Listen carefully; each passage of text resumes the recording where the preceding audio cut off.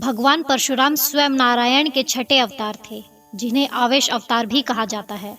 इसी आवेश यानी कि क्रोधित स्वभाव के कारण तथा पितृभक्ति के कारण एक दिन इन्होंने अपनी ही माता का वध कर दिया था। इनके पिता महान ऋषि जमदग्नि तथा माता रेणुका थी। वे अपने माता पिता की चौथी संतान थे। एक दिन अपने पिता के कहने पर इन्होंने अपनी माता का सर धड़ से अलग कर दिया था। चलिए इस कथा के बारे में विस्तार से जानते हैं। एक बार परशुराम की मां रेणुका आश्रम के पास नदी में स्नान करने गई। वहां पर उन्होंने राजा चित्ररथ को अन्य अप्सराओं के साथ स्नान करते हुए तथा क्रीड़ा करते हुए देखा। राजा चित्ररथ देखने में बहुत ही आकर्षक तथा सुंदर शरीर वाले थे। अन्य अप्सराओं के साथ उनकी क्रीड़ा को देखकर रेणुका का मन भी प्रफुल्लित हो उठा। वह उसे देखती ही रही। इसी कारण उन्हें स्नान करके वापस आश्रम आने में देर हो गई।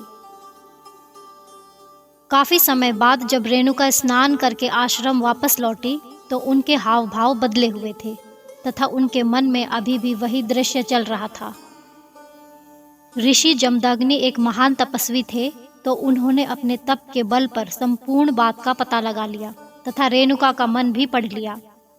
यह देखकर उन्हें इतना ज्यादा क्रोध आया कि उन्होंने अपने सबसे बड़े पुत्र को अपनी मां का गला काटने का आदेश दे दिया। उनका सबसे बड़ा पुत्र अपनी मां के प्रेम में ऐसा नहीं कर पाया। तब उन्होंने अपने दूसरे तथा तीसरे पुत्र को भी यही आदेश दिया, लेकिन वे भी ऐसा कर पाने में असक्षम थे। एक और मां की हत्या का पाप लगता तो दूसरी ओर पिता की आज्ञा की अवहेलना करने का पाप। यह एक धर्म संकट था, लेकिन उन्होंने मात्र हत्या करने से मना कर दिया। अपने पुत्रों द्वारा स्वयं की ऐसी अवहेलना किए जाने पर ऋषि जमदग्नि को अत्यधिक क्रोध आ गया और उन्होंने अपने तीनों पुत्रों को श्राप दे दिया कि वे अपना विवेक, बुद्धि तथा सारा ज्ञान खो देंगे। इसके बाद ऋषि ने अपने सबसे छोटे पुत्र परशुराम को अपनी मां रेणुका का मस्तक धड़ से अलग करने का आदेश दिया। पिता का आदेश मिलते ही परशुराम ने बिना देर किए एक पल में अपनी मां का सर धड़ से अलग कर दिया। देखते ही देखते उनकी मां निष्प्राण हो गई और लहू की धारा फूट पड़ी। यह देखकर परशुराम के पिता बहुत ही प्रसन्न हुए और उन्होंने परशुराम को स्नेहपूर्वक कोई वरदान मांगने को कहा। परशुराम ने समझदारी से काम लेते हुए अपने पिता से 3 वर मांगे।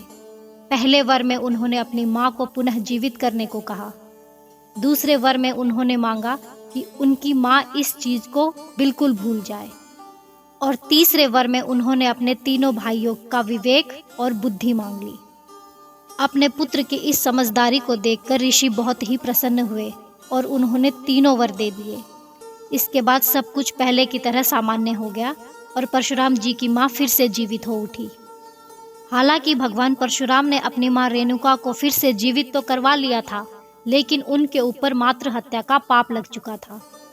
इससे मुक्ति पाने के लिए उन्होंने भगवान शिव की कठिन तपस्या की तथा मात्र हत्या के पाप से मुक्ति पाई।